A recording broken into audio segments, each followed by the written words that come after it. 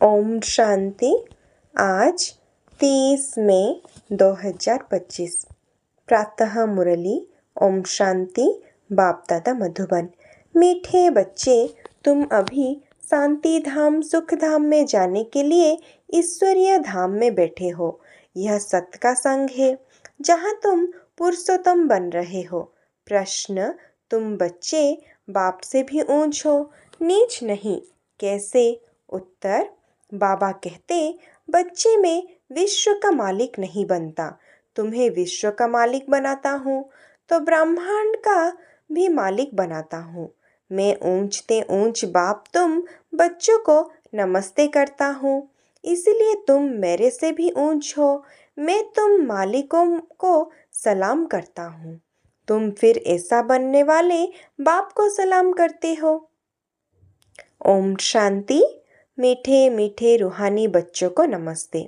Respond भी नहीं करते हो, बाबा नमस्ते, क्योंकि बच्चे जानते हैं बाबा हमको ब्रह्मांड का मालिक भी बनाते हैं और विश्व का मालिक भी बनाते हैं।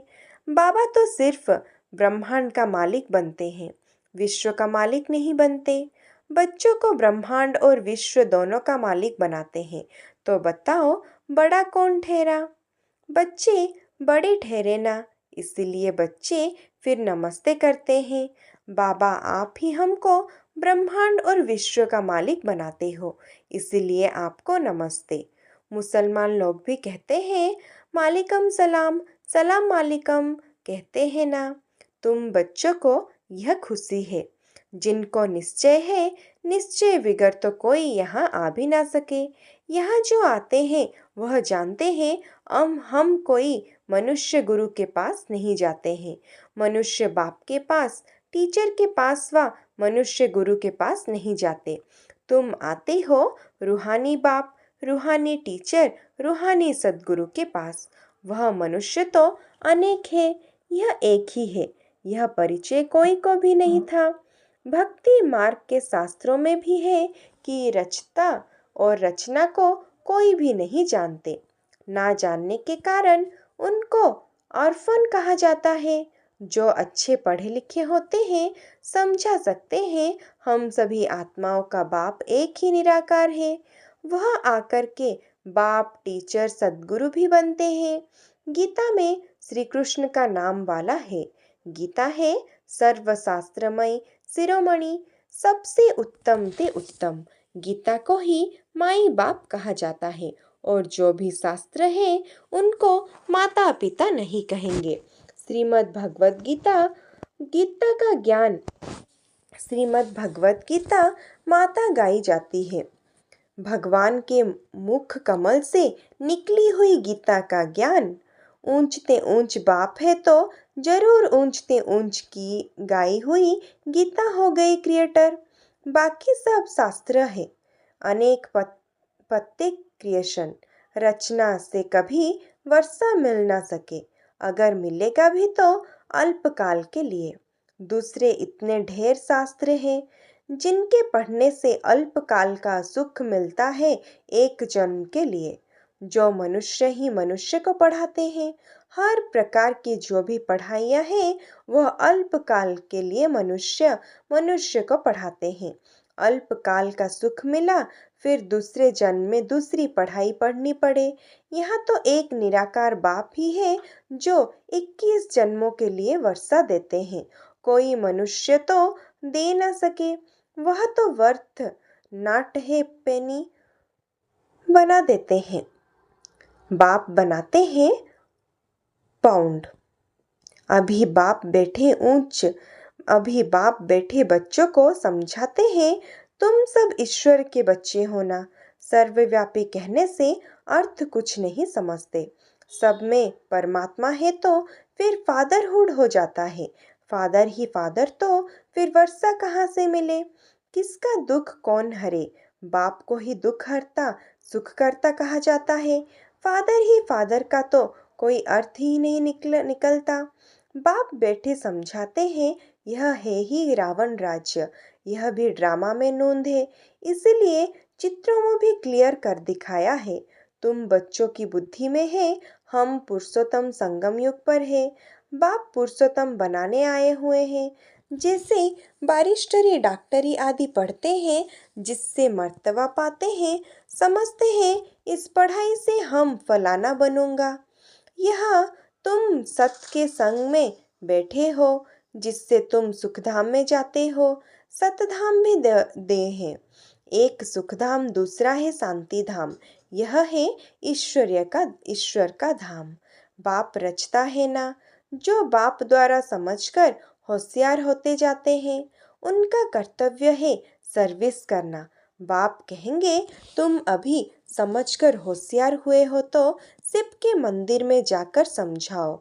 उन्हें बोलो इस पर फल फूल, मक्खन, घी, अक के फूल, गुलाब के फूल वैरायटी क्यों चढ़ाते हो? कृष्ण के मंदिर में अक के फूल नहीं चढ़ाते हैं। वहाँ बहुत अच्छे खुशबूदार फूल ले जाते हैं।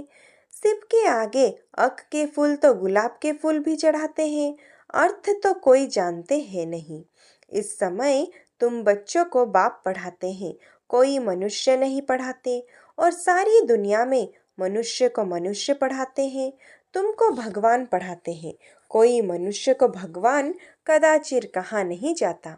लक्ष्मी नारायण को भी भगवान नहीं, उनको देवी देवता कहा जाता है। ब्रह्मा विष्णु शंकर को भी देवता कहेंगे। भगवान एक बाप ही है, वह है सभी आत्माओं का बाप।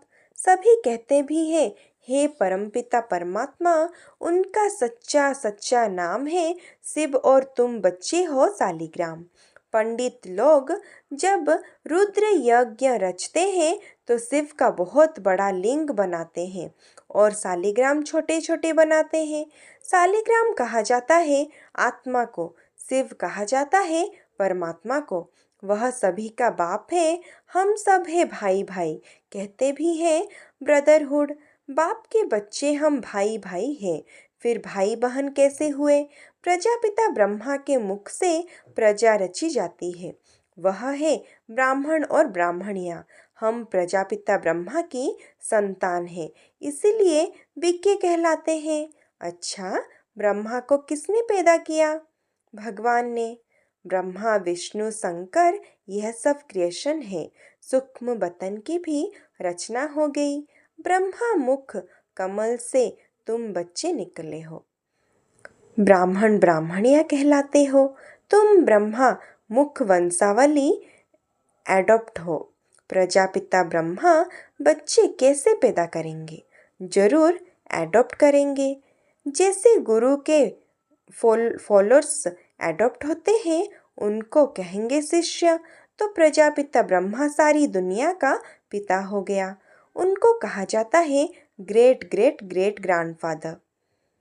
प्रजापिता ब्रह्मा तो यहाँ चाहिए ना, सूक्ष्म वतन में भी ब्रह्मा है।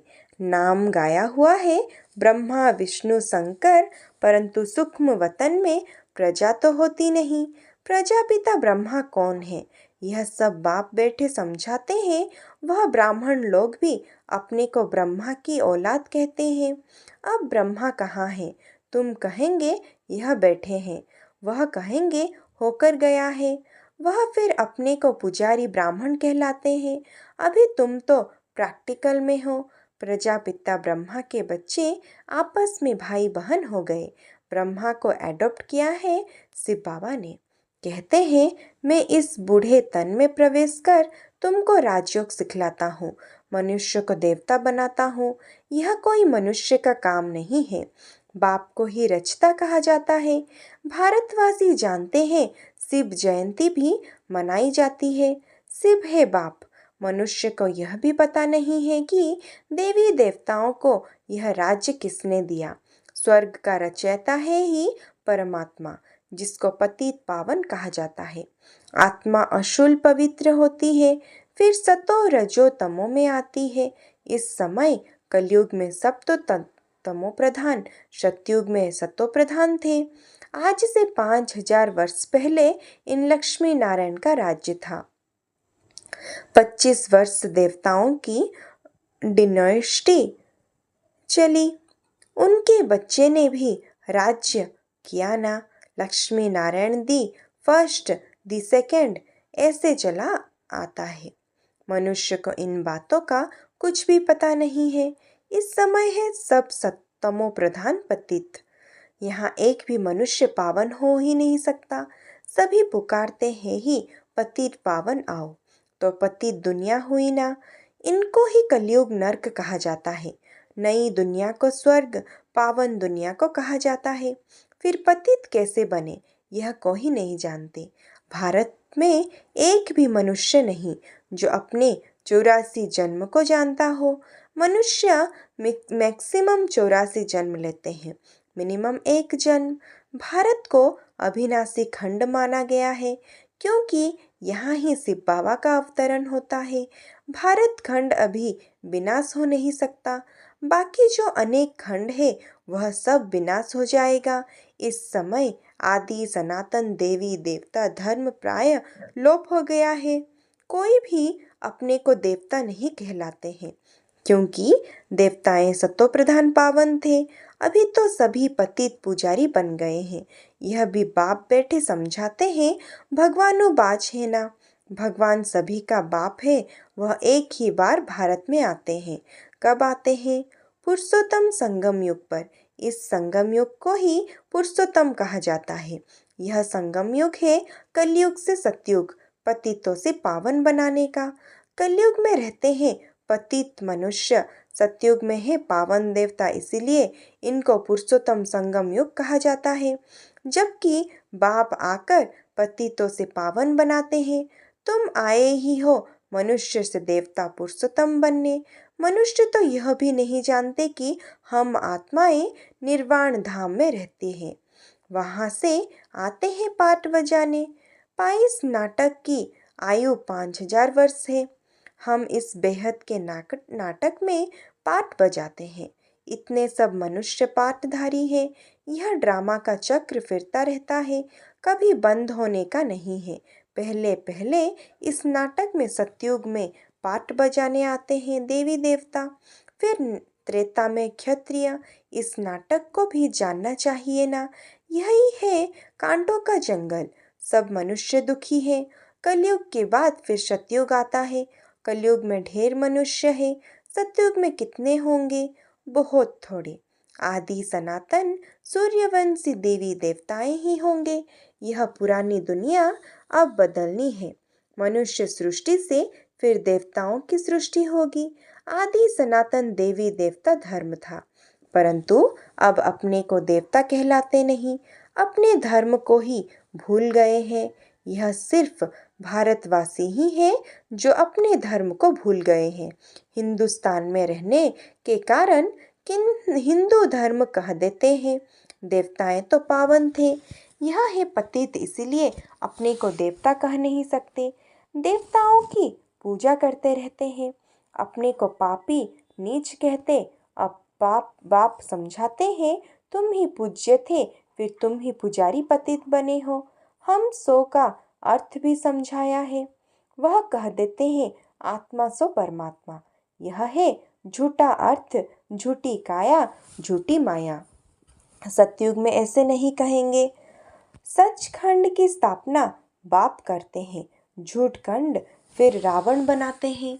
यह भी बाप आकर समझाते हैं आत्मा क्या है, परमात्मा क्या है, यह भी कोई नहीं जानते। बाप कहते हैं तुम आत्मा बिंदी हो, तुम्हारे में 84 जन्मों का पाठ नोंधा हुआ है। हम आत्मा कैसी है यह कोई नहीं जानते हैं। हम बारिस्टर है, फलाना है, यह जानते हैं, बाकी आत्मा को एक भी नहीं जानते। बाप ही आकर पहचान देते हैं तुम्हारी आत्मा में 84 जन्मों का पाठ अविनाशी नोंधा हुआ है जो कभी विनाश नहीं हो सकता। यही भारत गार्डन ऑफ फ्लावर था, सुखी सुख था, अभी दुख ही दुख है। यह बाप नॉलेज देते हैं। तुम बच्चे बाप द्वारा अभी नई नई बातें सुनते हो। सबसे नई बात है तुम्हें मनुष्य से देवता बनाना है। तुम जानते हो मनुष्य से देवता बनने की पढ़ाई कोई मनुष्य नहीं पढ़ाते हैं, भगवान पढ़ाते हैं। उस भगवान को सर्वव्यापी कहना यह तो गाली देना है। अब बाप समझाते हैं, मैं हर 5000 वर्ष बाद आकर भारत को स्वर्ग बनाता हूँ, रावण नर्क बनाते हैं। यह बातें दुनिया में और कोई नहीं जानते। बाप भी आकर तुमको मनुष्य से देवता बनाते हैं। गायन भी है, मूत पलीती कपड़ धोए, वहाँ विकार होता नहीं, वहाँ है ही संपूर्ण निर्विकारी दुनिया। अब ये विशेष वर्ल्ड बुलाते भी है, पतित पावन आओ। हमको रावण ने पतित बनाया है, परंतु जानते नहीं कि रावण कब आया, क्या हुआ। रावण ने कितना कंगाल बना दिया है। भारत 5000 वर्ष पहले कितना साहूकार था। सोने हीरे जवाहरे के महल थे, कितना धन था। अभी क्या हालत है, सो सिवाय बाप के सिरताज कोई बना ना सके। अभी तुम कहते हो शिव बाबा भारत को हेवन बनाते हैं, अब बाप कहते हैं मौत सामने खड़ा है, तुम वानप्रस्थी हो। अब जाना है वापिस, इसलिए अपने को आत्मा समझो। ममोकम याद करो तो पाप भस्म हो जाएंगे। अच्छा, मीठे मीठे सिक्की लद्दे बच्चों प्रति माता पिता बाप दादा का याद प्यार और गुड मॉर्निंग। रूहानी बाप की रूहानी बच्चों को नमस्ते। धारणा के लिए मुख्य सार, हम ब्रह्मा मुख वंशावली ब्राह्मण हैं। स्वयं भगवान हमें मनुष्य से देवता बनाने की पढ़ाई पढ़ा रहे हैं। इस नशे और खुशी में रहना है। पुरुषोत्तम संगम युग पर पुरुषोत्तम बनने का पुरुषार्थ करना है। अभी हमारी वानप्रस्थ अवस्था है, मौत सामने खड़ा है, वापस घर जाना है। इसीलिए बाप की याद से सब पापों को भस्म करना है।